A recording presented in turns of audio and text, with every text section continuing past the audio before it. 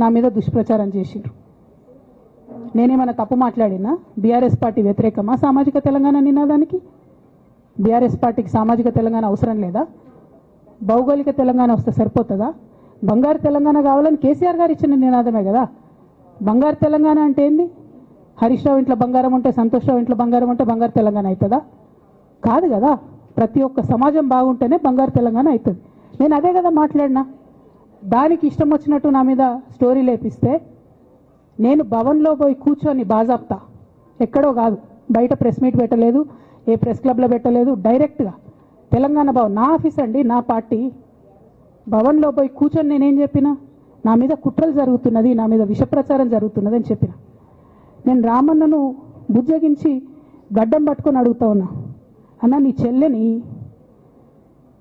ఒక మహిళా ఎమ్మెల్సీని మన పార్టీ ఆఫీస్లో కూర్చొని నా మీద కుట్రలు జరుగుతున్నాయని నేనంటే మీరు వర్కింగ్ ప్రెసిడెంట్గా ఉన్నారన్నా, ఫోన్ చేయరా అన్న నాకు?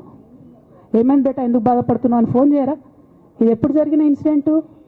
లేక లీక్ కాకముందు, నేను నా కొడుకు గ్రాడ్యుయేషన్కి అమెరికా పోకముందు, అంతకుముందే. మరి మీరు వర్కింగ్ ప్రెసిడెంట్ కదన్నా, నేను పార్టీ ఎమ్మెల్సీని కదా. చెల్లెలు అన్న బంధుత్వాలు పక్కన పెడదాం ఒక్క నిమిషం. ప్రొఫెషనల్ సెటప్లో ఒక పొలిటికల్ పార్టీలో ఒక మహిళా ఎమ్మెల్సీ భవన్లో కూర్చొని నా మీద కుట్రలు జరుగుతున్నాయంటే మీరు మాట్లాడినరా అన్న? 103 రోజులు అయిపోయిందన్న ఇయ్యాలటికి, ఒక్క మాట మాట్లాడినరా? కేసీఆర్ గారు దగ్గర నుంచి కమ్యూనికేషన్ రావాలని నేను ఎక్స్పెక్ట్ చేయలే. వారు పెద్దవారు, వారికి అనేకమైన పనులు ఉంటాయి. మొత్తం పార్టీని ఇప్పుడు పునర్నిర్మించుకోవాల్సిన అవసరం ఉంది. తెలంగాణకు జరుగుతున్నటువంటి అన్యాయాన్ని వారు ఎప్పటికప్పుడు దిశానిర్దేశం చేయాల్సిన అవసరం ఉంది. కానీ వర్కింగ్ ప్రెసిడెంట్ గారి దగ్గర నుంచి ఫోన్ రాకపోవడం మాత్రం ఒక మాట అనిపించింది నాకు. నేను కేసీఆర్ గారి బిడ్డను, నేను కూర్చొని ప్రెస్ మీట్ పెడితేనే రెస్పాన్స్ రాలేదంటే మరి ఇంకో మామూలు మహిళా కార్యకర్తకు బీఆర్ఎస్ పార్టీలో మన అన్యాయం జరిగితే రెస్పాన్స్ వస్తుందా? నాకైతే అనిపించలేదు. వస్తుందేమో నాకు తెలియదు. కానీ నేను ఒక మాటకు నాకు సంతోషం అనిపించింది. నాకు నోటీస్ రాగానే అక్కడ మహిళా ఎమ్మెల్సీలు కూర్చొని, మహిళలందరినీ కూర్చొని, ఫస్ట్ టైం అనుకుంటా భవన్లో 5 మహిళలు కూర్చొని ఇండిపెండెంట్గా ప్రెస్ మీట్ మాట్లాడింది. చాలా సంతోషం. ఇటువంటి అంతర్గత ప్రజాస్వామ్యం రావాలనే నేను కోరుకున్నా. మహిళలకు, ఎస్సీలకు, ఎస్టీలకు, బహుజనులకు కోటరీల అడ్డంకులు లేకుండా యాక్సెస్ రావాలి. అది మైక్కి యాక్సెస్ రావాలి, బాస్కి యాక్సెస్ రావాలనే నేను అనుకున్నా. అది జరిగింది, చాలా సంతోషం.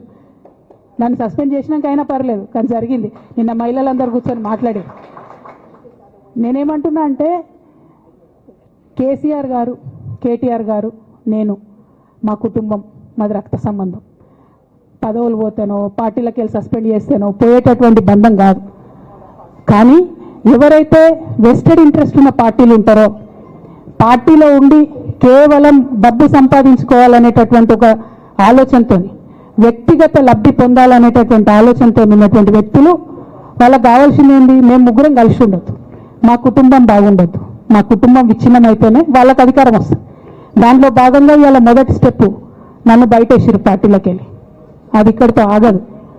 నేను గౌరవనీయులు పెద్దలు దైవ సమానులు కేసీఆర్ గారిని విజ్ఞప్తి చేస్తా ఉన్నా, మీకు ఒక సూచన చేస్తా ఉన్నా.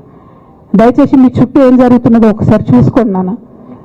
నన్ను ఇవాళ బయటకు పంపొచ్చు, నేను మీలాగా స్ట్రేట్ ఫార్వర్డ్ ఉంటా, నిజాలు మాట్లాడతా. నేను ఉద్యమం నేపథ్యం నుండి వచ్చిన కాబట్టి మ్యాగ్గా ఉన్నది లేనట్టుగా, లేనిది ఉన్నట్టుగా, మోసం చేయాలని చెప్పి, ఇంకోటి చేయాలని చెప్పి మాట్లాడను. స్ట్రేట్ ఫార్వర్డ్ ఇష్యూస్ మాట్లాడతా కాబట్టి నన్ను ఇలా బలి చేసి పర్వాలే. కానీ రేపటి నాడు ఇదే ప్రమాదం రామన్నకు కూడా పొంచుంది, రేపటి నాడు ఇదే ప్రమాదం మీకు కూడా పొంచుంది.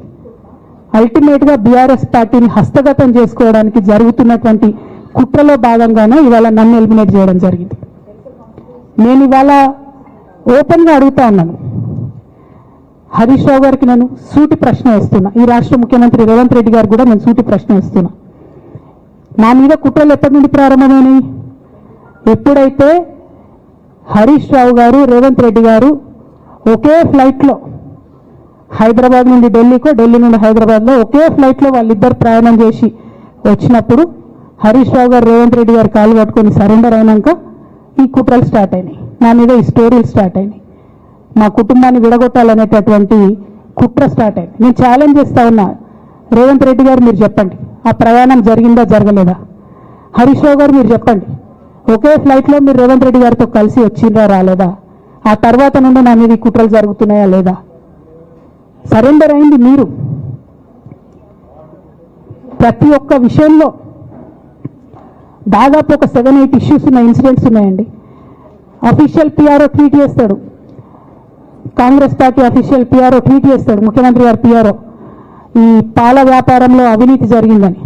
తెల్లారు 2-3 పేపర్లలో వస్తుంది, 3వ రోజుకి మాయమైపోతుంది. అదే కేటీఆర్ గారినేమో 3 సార్లు విచారణ పేరుతో పిలిచి వేధిస్తారు.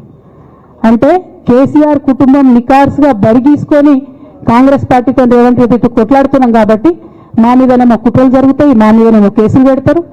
మీ మాత్రం 1 or 2 days హెడ్లైన్స్ వస్తే తర్వాత న్యూస్ గాయబవుతుంది. ఎన్ని జరగలే చెప్పండి హరీష్ రావు గారి విషయంలో. ఫస్ట్ పాల వ్యాపారం మీద ఏమొచ్చినాయి ఆరోపణలు? ఆనాడు బీఆర్ఎస్ పార్టీ గవర్నమెంట్లో SC ST BC హాస్టళ్లకు Harish Rao గారి పాల వ్యాపారం నుంచి పాలు సప్లై చేసిరనే ఆరోపణలు అయోధ్య రెడ్డి గారు ట్వీట్ చేసిరు. గతం 2 రోజులు పోయిన ఆరోపణ. ఎందుకు? సరెండర్. నెక్స్ట్ ఒక అభియోగం చేసిరు ముఖ్యమంత్రి గారు. రంగనాయక్ సాగర్ దగ్గర ఆయన ఫామ్ హౌస్ ఉంది, అది ప్రభుత్వ భూమి, కబ్జా చేసిందని. 1 day headline, 3rd day news గాయబ్. No case, nothing. కేటీఆర్ పరిస్థితి ఏంటి? ఎన్ని కేసులు పెట్టిరు కేటీఆర్ అని మీద? ఎన్నిసార్లు పిలిచింది విచారణకు? ఇవన్నీ పక్కన పెడదాం. నిన్నటి లేటెస్ట్ ఇష్యూ మాట్లాడదాం. కాళేశ్వరం కానీ ఇంకోటి కానీ ఏ ప్రభుత్వంలో అయినా పొలిటికల్ పాలసీ చేసేవాళ్ళు, విధానపరమైన నిర్ణయాలు తీసుకునే వాళ్ళు ముఖ్యమంత్రులు ఉంటారు. కింద ఉన్నటువంటి మంత్రులు దాన్ని ఎగ్జిక్యూట్ చేయాలి. కేసీఆర్ గారు ఒక పాలసీ డెసిషన్ తీసుకున్నారు, నేను కాళేశ్వరం ప్రాజెక్టు కడతా, దానికి ఇన్ని డబ్బులు ఇస్తా అని. ఆనాడు మంత్రి ఎవరు? ఎగ్జిక్యూషన్ చేయాల్సింది ఎవరు? 2014 నుంచి 2018 వరకు తుమ్మిడిహెట్టి దగ్గర నుంచి మేడిగడ్డకు స్థలం మార్చినప్పుడు మంత్రి ఎవరు? ప్రాజెక్టులు డిసైడ్ చేసినప్పుడు మంత్రి ఎవరు? అన్ని మీటింగ్లు, టెక్నికల్ ఇష్యూస్ చూసుకోవాల్సింది ఎవరు? ఇవన్నీ రేవంత్ రెడ్డి గారు మాట్లాడారు. నేను మొత్తం అసెంబ్లీ స్పీచ్ చూడరు మీరు, ఇలా మ్యాచ్ ఫిక్సింగ్ అనేది మీకు తెలిసిపోతుంది. ఏం మాట్లాడరు ఆయన. ఎంతసేపు కేసీఆర్ కాళేశ్వరం కట్టిండు, కేసీఆర్ కుటుంబం 1,00,000 కోట్లు తిన్నది. అరే 2007 నుంచి ఇప్పటివరకు కాళేశ్వరం 1,00,000 కోట్లు కూడా ఖర్చు కాలే. 1,00,000 కోట్లు ఖర్చు కాని ప్రాజెక్టులో 40 లక్షల ఎకరాలకు నీళ్ళీయంగా కూడా 1,00,000 కోట్ల అవినీతి అయింది అంటారు రేవంత్ రెడ్డి గారు. దాన్ని మళ్ళీ ఓన్లీ కేసీఆర్ గారి గురించి చెప్తారు, హరీష్ రావు గారి గురించి మాట్లాడరు. ఎందుకంటే ఇంటర్నల్ అండర్స్టాండింగ్ ఉంది వీళ్ళిద్దరికి. నేను రామాన్ని ఒకటే రిక్వెస్ట్ చేస్తున్నా, అన్న ఇవాళ మీతో బాగున్నట్టు వాళ్ళు నటించవచ్చు, హరీష్ అన్న కావచ్చు, సంతన్న కావచ్చు, కానీ వాళ్ళు మన మంచి కోరుకునే వాళ్ళు కాదు, వాళ్ళు తెలంగాణ ప్రజల మంచి కోరుకునే వాళ్ళు కాదు.